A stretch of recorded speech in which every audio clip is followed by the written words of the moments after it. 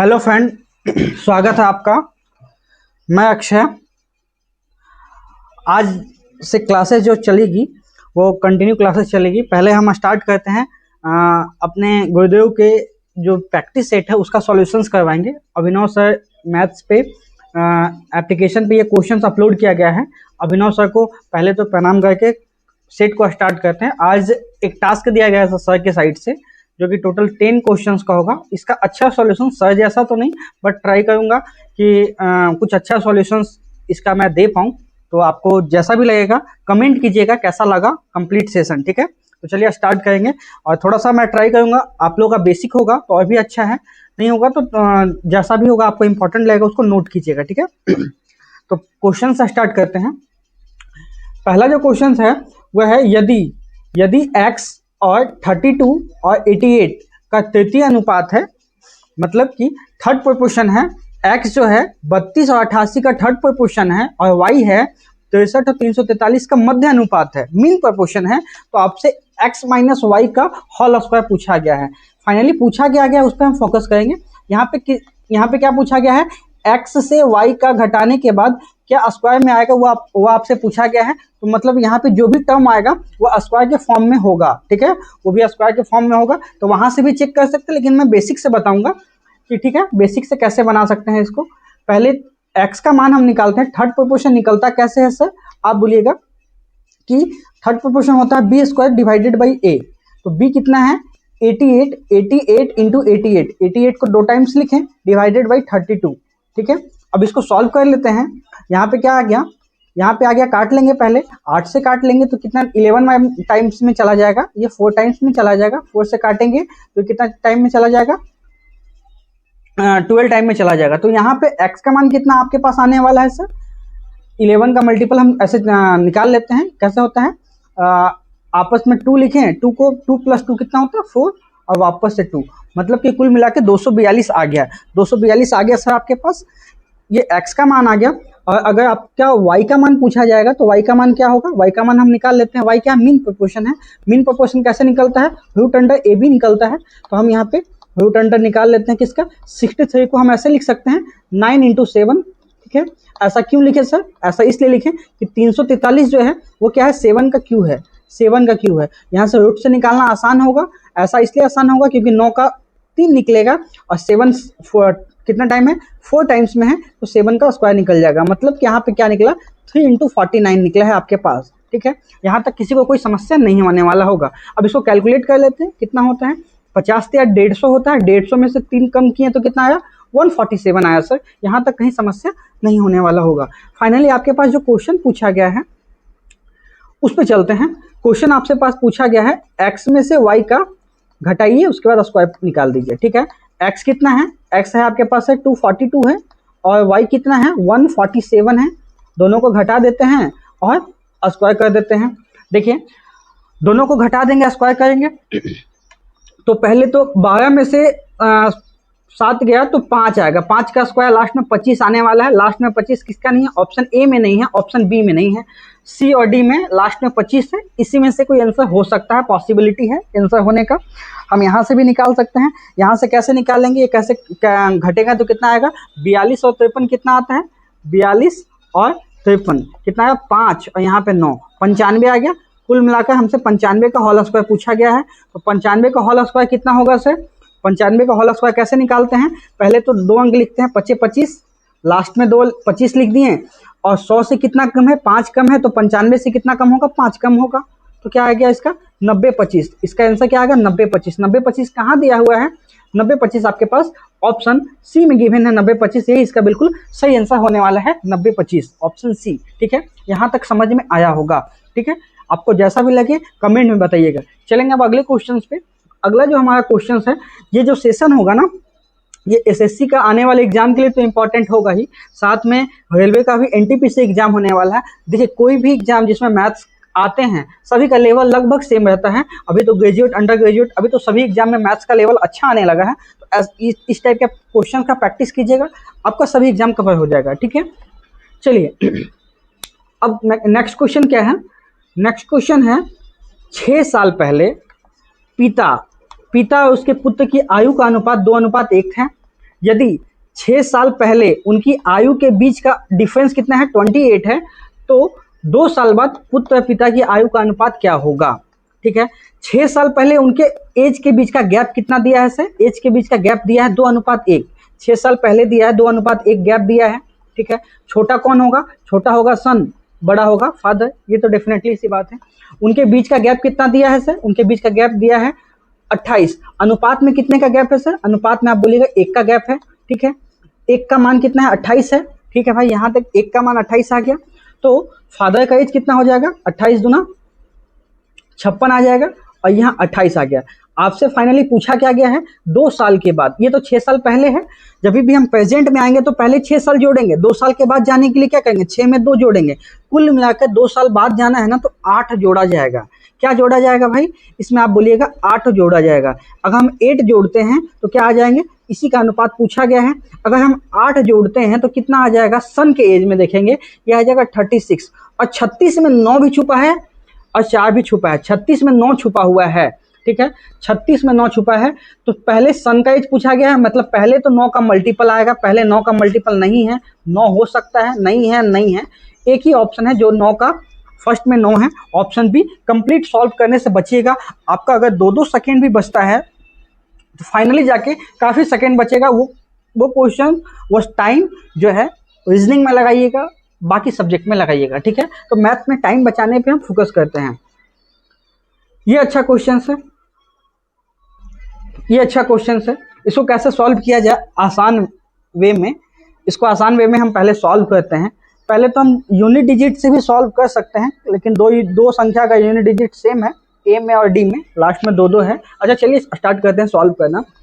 यहाँ पे क्या है, 264 है, साथ में 00 है। अच्छा 61.25 कितना होता है सर, 61.25 कैसे निकालना पड़ेगा, इसको आप 4 से मल्टीप्लाई कर दीजिएगा, एक डिजिट में आ जाएगा, पॉइंट हट जाएगा, 4 से मल्टीप्लाई करेंगे तो कितना आ जाएगा, 244 ना, 244 और एक 245, 245 आ जाएगा, तो 245 और परसेंटेज हटाएंगे तो नीचे 100 आ जाएगा। ठीक है सर, उसके बाद प्लस का साइन है तो प्लस किए। ठीक है, यहाँ पे क्या है, 996 डिवाइडेड बाई, ये कितना होता है, 1/6 होता है, तो डिवाइडेड बाई 6 लिख दिए, और साथ में डिवाइडेड बाई 4 है, इसको हम ऐसे लिख देंगे डिवाइड बाई 4। ठीक है, साथ में मल्टीप्लाई का साइन है तो मल्टीप्लाई लगा दिए, यहाँ पे क्या है 444 डिवाइडेड बाई 3। ये कुल मिलाकर एक टर्म बोला हुआ है, इसको सॉल्व करना है। यहाँ पे सिंगल टर्म में हम क्वेश्चंस को लिख दिए, अब हमारा बस एक ही टास्क बचा, इसको सॉल्व कीजिए, आंसर पाइए। ठीक है, पहले तो हम 2 शून्य से 2 शून्य काट लेते हैं, यहाँ क्या क्या कटेगा वो भी देख लेते हैं। पहले 4 से तो कट जाएगा, ये 111 टाइम्स में, 3 से कट जाएगा, 111 37 से कटता है। ठीक है, 37 बार में कट जाएगा, 37 या 111 होता है। अब इसको काट लेते हैं 6 से, तो 6 से काटेंगे तो 16 छक 96 और 6 छक 36, बड़े टर्म से काटिएगा, आसानी से कट जाएगा। अब देखिए लास्ट में डिजिट क्या आने वाला है, यहाँ पे तो शून्य आ जाएगा, 5 और 20, लास्ट में शून्य आ जाएगा, 6 से 42, लास्ट में 2 आने वाला है, तो 2 के अलावे जो है वो आंसर नहीं हो सकता, ये आंसर नहीं हो सकता है, बी आंसर और सी आंसर नहीं हो सकता है। जब भी आंसर होगा ए या डी होगा। ठीक है, ए या डी होगा। अब इसको हम सॉल्व करते हैं। सॉल्व करने के लिए आसान वे क्या हो सकता है, इसको सॉल्व करने का आसान वे सॉल्व करने का, डिजिटल सम लगा देते हैं। डिजिटल सम अलग अलग है ना, डिजिटल सम ही लगा देते हैं। डिजिटल सम लगाएंगे तो यहाँ पे कितना आ गया, यहाँ पे आ गया 2, यहाँ पे कितना आ गया, यहाँ पे आ गया आपके पास 10 2 12, मतलब 12 का 3। ठीक है, प्लस का साइन है, यहाँ पे कितना आ गया, 6 6 12 13 का 4 आ गया। ठीक है, साथ में मल्टीप्लाई, और यहाँ पे आ गया 1। यहाँ पे डिजिटल सम कितना है, 6 + 4 10, 10 का डिजिटल सम कितना है। अगर डिजिटल सम की बात की जाए इस क्वेश्चन का डिजिटल सम 1 आने वाला है, जिस ऑप्शन में 1 होगा डिजिटल सम वही आंसर होने वाला है। हम डी चेक कर लेते हैं, यहाँ कितना है 7 2 9 6 3 9, नहीं ये भी नहीं होगा, डेफिनेटली आपका आंसर ऑप्शन ए होने वाला है। ऑप्शन ए बिल्कुल सही आंसर है। देखिए लंबे कैलकुलेशन से बचना है, डिजिटल सम लगा दीजिएगा, सॉल्व कर लीजिएगा। अभिनव सर का भी कहना यही है, उन्हीं के रास्ते पे चलते हुए इसको डिजिटल सम लगा देंगे। ठीक है, अच्छा ये क्वेश्चन बहुत अच्छा है, ये क्वेश्चन कैलकुलेटिव सर ने दिया है, इसको बनाने का ट्राई करते हैं। अंजेश ने LIC में 52,000 रुपये 18% प्रति वर्ष साधारण ब्याज पर 7.5 वर्षों के लिए निवेश किया। बाद में वह प्राप्त ब्याज को सुरेश को 12.5% प्रति वर्ष चक्रवृद्धि ब्याज पर 3 सालों के लिए उधार दे देता है। तो ज्ञात कीजिए कि सुरेश को कितना ब्याज दिया गया है। CI पे लगाता है। फाइनली कहने का मतलब क्या है ना, एक अंजेश नाम का लड़का है, LIC में पहले कुछ पैसा डाल दिया, ठीक है। LIC में जब पैसा डाला ना, तो LIC क्या कंपनी क्या बोलती है कि हम आपको सिंपल इंटरेस्ट से देंगे, ब्याज देंगे, 18% प्रत्येक साल आपको मिलेगा। 7.5 साल के लिए इन्वेस्ट कर दिया, ठीक है।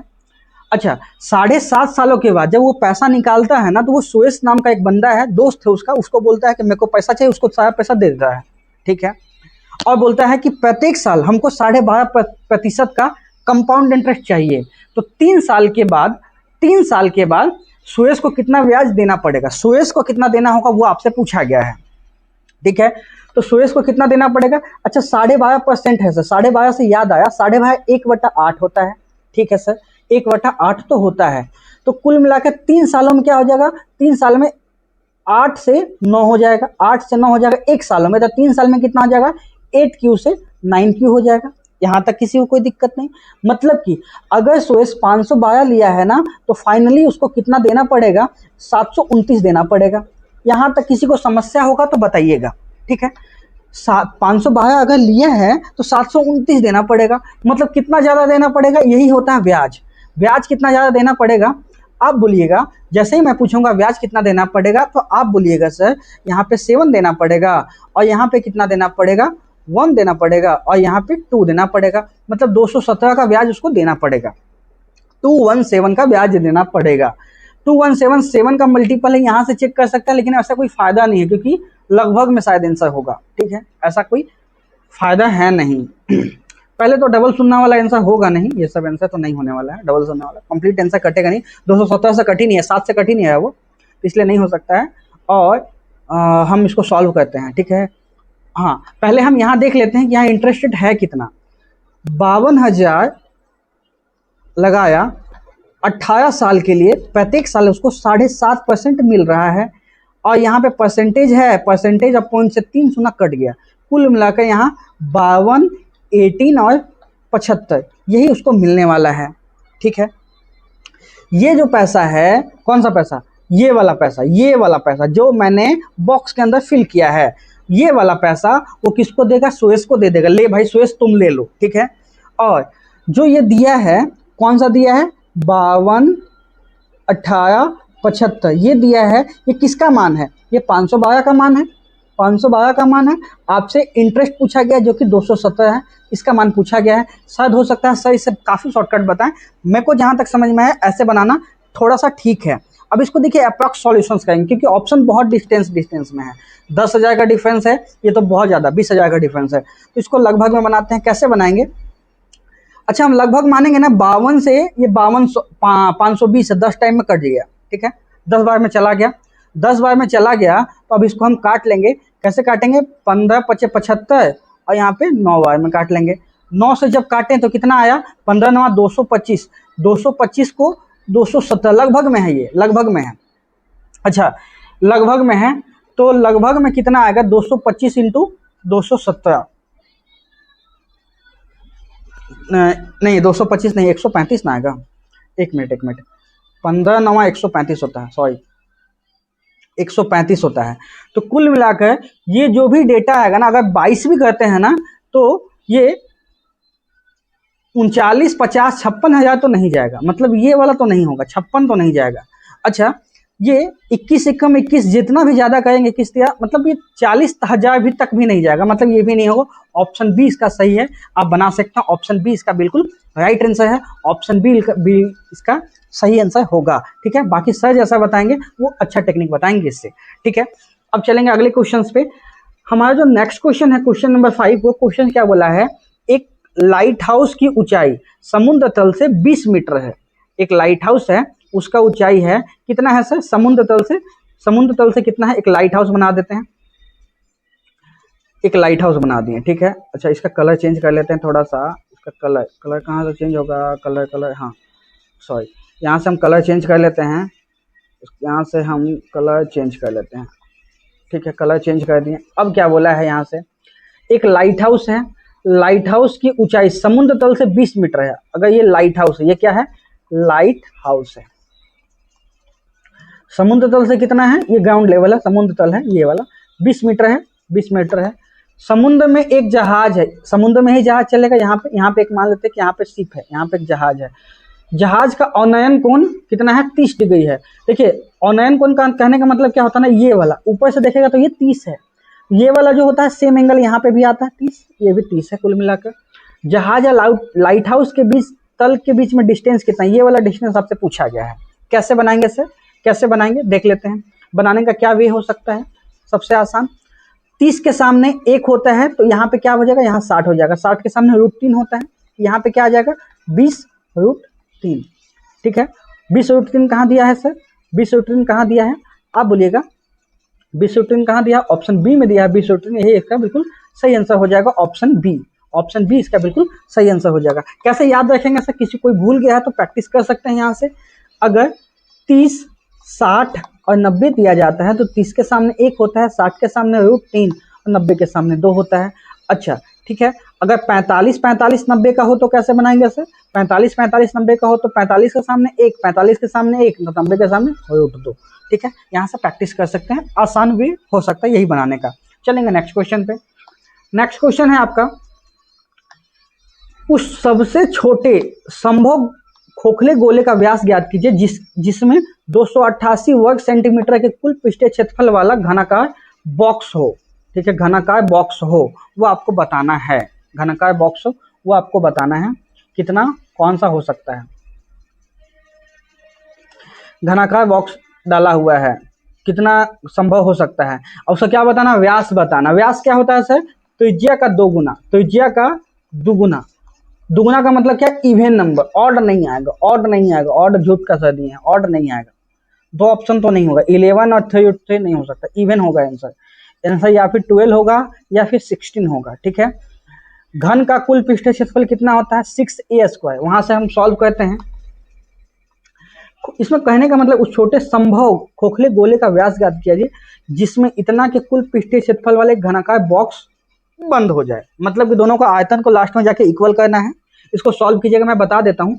इसमें घनाकार बॉक्स का क्या होता है, 6a² होता है, इसका मान 288 दिया है, यहाँ से a का मान निकालेंगे, a का मान निकालेंगे, ऐसे तो ये 6 का मल्टीपल आने वाला है बाद में जाके, ऑप्शन ए का सही आंसर होने वाला है, ठीक है। और यहाँ से जाने के बाद इसमें क्या काम करने वाले हैं, यहाँ से आयतन इक्वल करेंगे, आयतन को जब इक्वल करेंगे तो वहां से हम व्यास निकाल सकते हैं, ठीक है। इसको सॉल्व करते हैं, सॉल्व कीजिएगा, 12 आंसर आ जाएगा। चलेंगे अगले क्वेश्चन पे। नेक्स्ट क्वेश्चन है, क्वेश्चन नंबर 7 है। क्वेश्चन नंबर 7 क्या दिया हुआ है, अंकित मूल्य पर 20% की छूट देने के बाद किशोर को 12% का लाभ होता है। कितना लाभ होता है सर, 12% का लाभ होता है, 20 का डिस्काउंट दिया, 12% का लाभ हो गया। अंकित आया, अंकित को बोला कि आप लो, किशोर को बोला आप 20% का डिस्काउंट ले लो, 12% का लाभ मेरे को मिल जाएगा, ठीक है।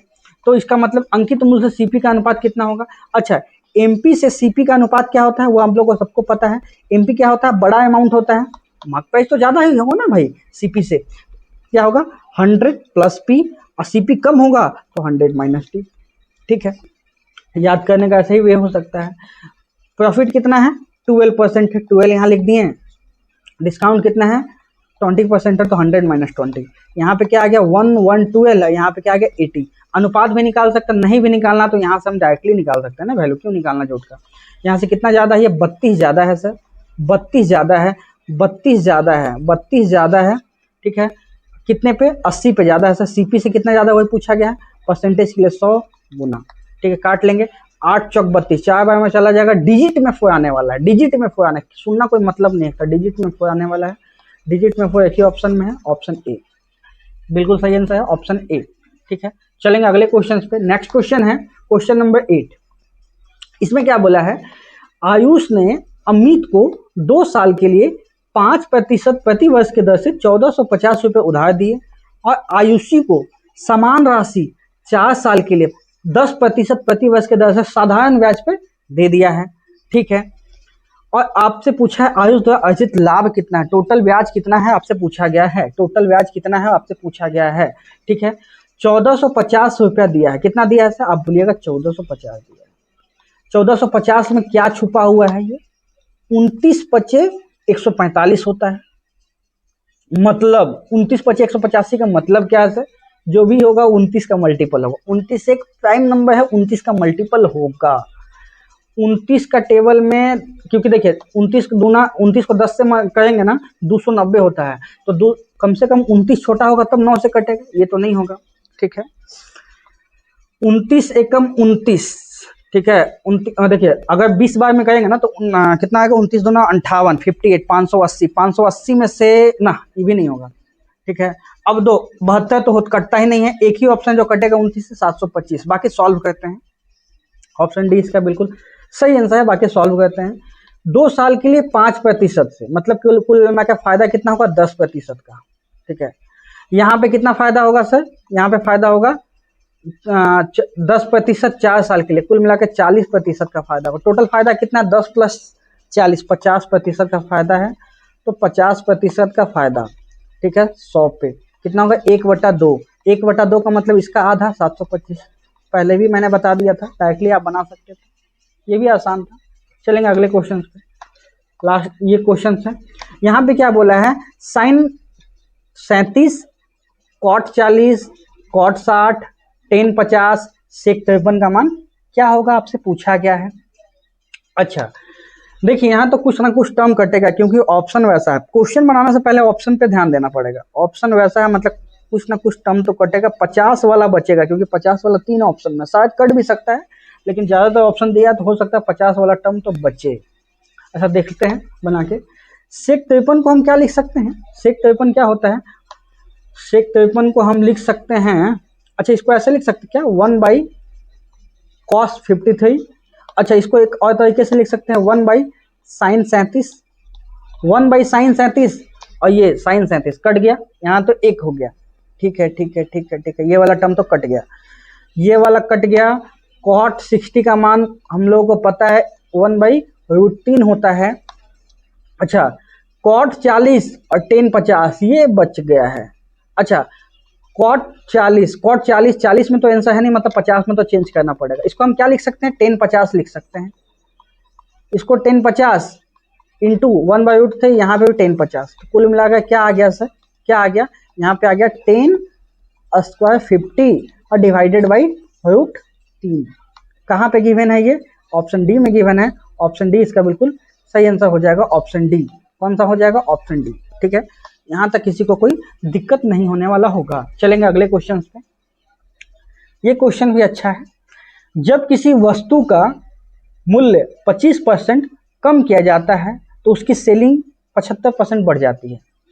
एक ही सामान है, एक ही सामान है, इसी का प्राइस को कम कर देते हैं। किसको? प्राइस को कम करते हैं। जैसे ही प्राइस को कम करेंगे, ग्राहक मेरे पास ज्यादा आने लगेगा, कस्टमर ज्यादा आने लगेगा, वो ज्यादा लोग ज्यादा सामान खरीदेगा, तो हमारा क्या होगा?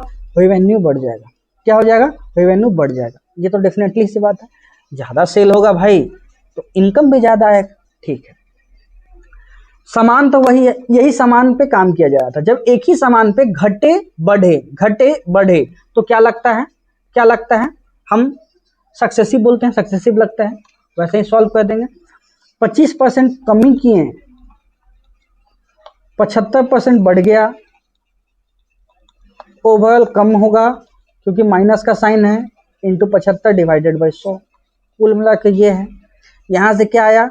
50 आया सर, 50%। यहाँ से घटेगा भी तो 50 से ज़्यादा नहीं आएगा, मतलब कुल मिलाकर इंक्रीज होगा, डिक्रीज तो होगा नहीं। इंक्रीज होगा, डिक्रीज वाला नहीं होगा। 2 ऑप्शन तो कट गया, बचा बी और सी, इंक्रीज वाला। अब हम यहाँ से चेक कर लेंगे, काट लेते हैं, ज़्यादा आसान वही होगा। कैसे काटेंगे? काट लेते हैं।